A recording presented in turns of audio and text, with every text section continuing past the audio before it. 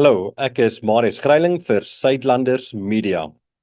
Kom ons spring eers in by wat aangaan in die politieke sirkus hier in Suid-Afrika.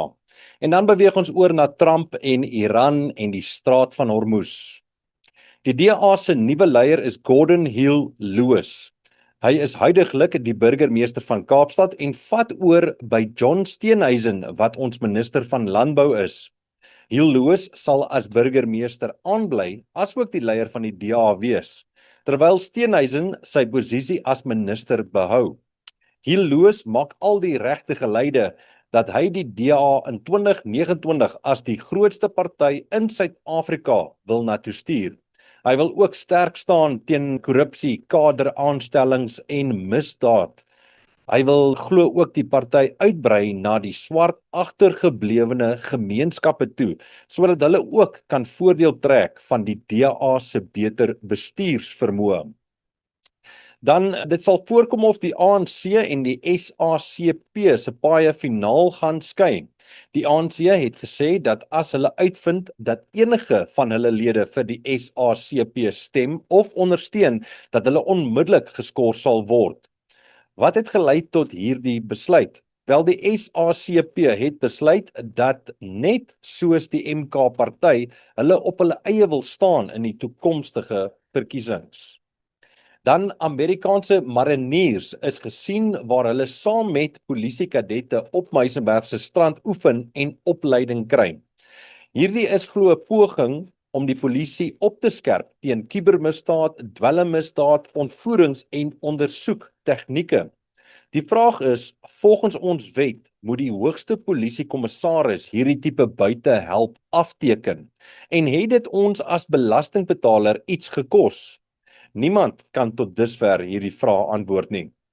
Nou oor na Trump toe en alles rondom hom.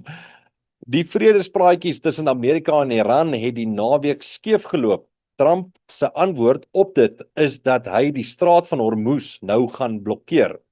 Nou, miskien is jy ook soos ek 'n klein bietjie de mekaar van, Eers beklei hulle oor die Straat van Hormuz om hom oop te kry en nou gaan die Amerikaanse vloot homself blokkeer.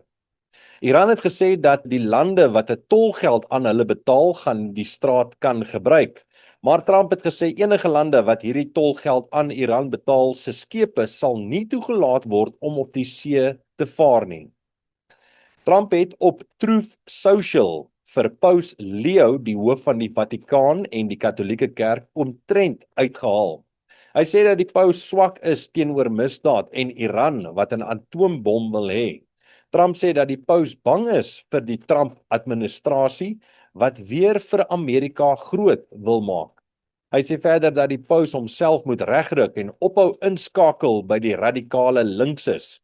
Nou, ek het geen gevoelens vir die Katolieke nie, maar as jy begin foto's van jouself op sosiale media sit waar jy kamstig Jesus is en mense aanraak en gesond maak, dit raak vir my bietjie 'n probleem. Dis een ding om 'n groot ego soos Trump te hê, maar dis heeltemal 'n ander ding om jouself met Jesus te vergelyk. Nou, Paus Leo se antwoord op Trump se uitlatings is dat hy nie bang is vir Trump of sy administrasie nie en dat die evangelie mens leer dat die vredemakers geseënd sal wees.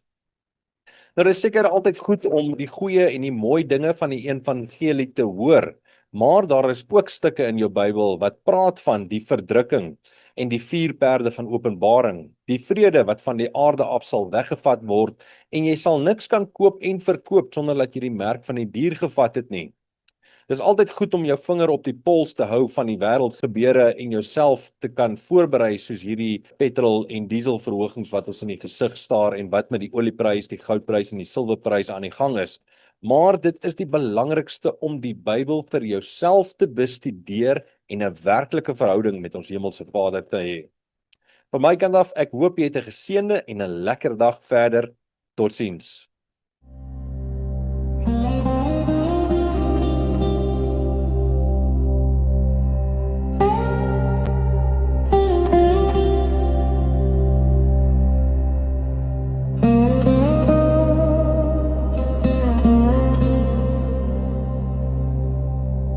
Thank you.